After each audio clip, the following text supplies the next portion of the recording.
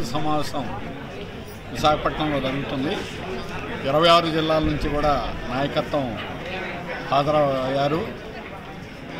మే 20వ తేదీన దేశవ్యాప్తంగా సమ్మె చేయాలని అఖిల భారత స్థాయిలో 11 సంఘాలు పిలుపిచ్చాయి.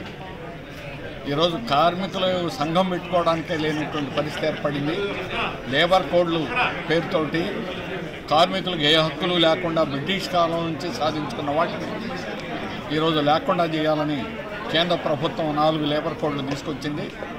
కార్మికులు సమ్మె చేయకుండా, సమ్మె చేస్తే జైల్లో పెడతామని, సమ్మె చేసిన కార్మికులకు 8 రోజులు జీతాలు కట్ చేస్తామని ఈరోజు రూపొందించారు. అలాగే ఇన్స్పెక్షన్లు అనేది లేకుండా ప్రమాదాలు తీవ్రంగా జరుగుతున్నాయి. గతంలో కార్మికులు ఇక్కడ ప్రమాదాలు జరిగే అవకాశాలు ఉన్నది అని అంటే తనిఖీలు జరిగాయి. ఈరోజు అట్లాంటి తనిఖీలు లేవు, జరిమానాలు లేవు.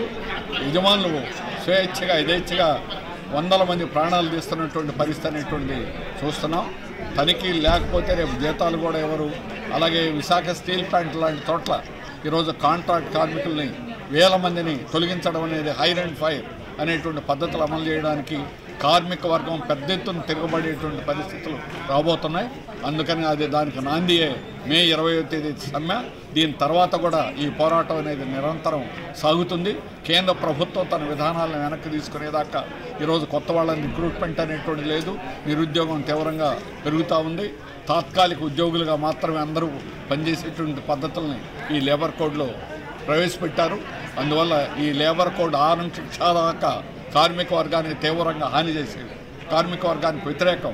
అందుకని కార్మికులు యావత్తు ఇతర సంబంధాలు లేకుండా అందరూ కలిసి ఐక్యంగా ఈ లేబర్ కోడ్స్కి వ్యతిరేకంగా మే 20వ తేదీన సమ్మెలో పాల్గొనాలని కోరుతున్నాం. మరిన్ని వీడియోస్ కోసం ఛానల్ ని సబ్స్క్రైబ్ చేయండి. లేటెస్ట్ అప్డేట్స్ కోసం వాట్సాప్ ఛానల్ ని ఫాలో అవ్వండి. ఆ లింక్ డిస్క్రిప్షన్ లో ఉంది.